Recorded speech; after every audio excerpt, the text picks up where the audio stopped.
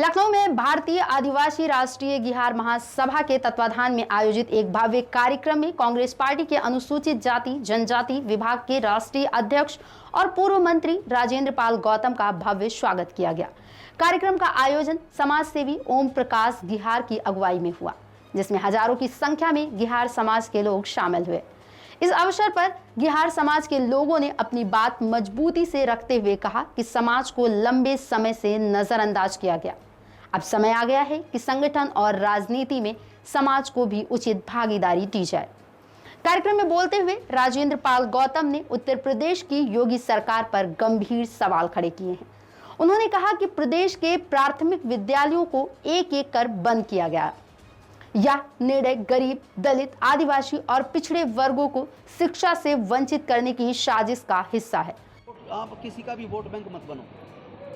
किसी राजनीतिक पार्टी का वोट बैंक बनने से पहले ये देखो कि अब तक जिन जिन सरकारों की सत्ता रही है उन्होंने आपको क्या दिया और कौन सी सरकारें रही हैं जिन्होंने आपका सब कुछ छीन लिया।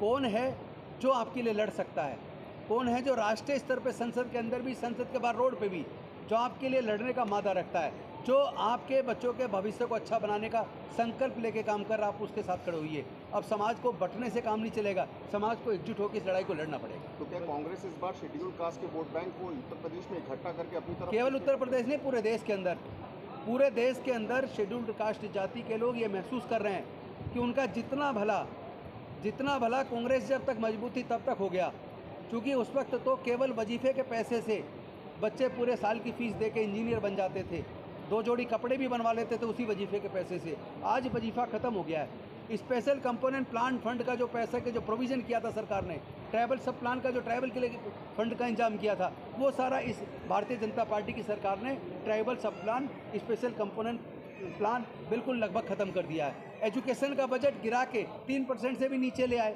हेल्थ का बजट 2% से नीचे ले आए। तो शिक्षा से वंचित कौन हो रहा है? सबसे ज़्यादा उसकी मार इस देश के आदिवासियों, दलितों, अति पिछड़ों, वंचित वर्ग के लोगों के है। योगी जी तो तमाम राजनीतिक मंचों से बोलते हैं कि जो शेड्यूल कास्ट का वोट बैंक है वो अलग अलग पार्टियां इस्तेमाल करती हैं, हम सबका साथ और सबका विकास करके चलते हैं। नहीं, वो केवल जो कावड़ लेने जाएगा उस पर पुष्प वर्षा करेंगे, लेकिन जिसके मुंह पे पेशाब किया जाएगा, जिसकी बहन बेटी की इज्जत लूटी जाएगी, जिसके युवाओं का कत्ल कर दिया जाएगा, जिसको घोड़ी के बारात निकालने पर मारा जाता है, उस पर कभी उन पीड़ित परिवारों के साथ ये मुख्यमंत्री योगी जी कभी साथ खड़े नहीं होते हैं, बल्कि जो उत्पीड़न करने वाले उनके तार कहीं ना कहीं योगी जी या उनकी पार्टी के लोगों से मिलते हैं।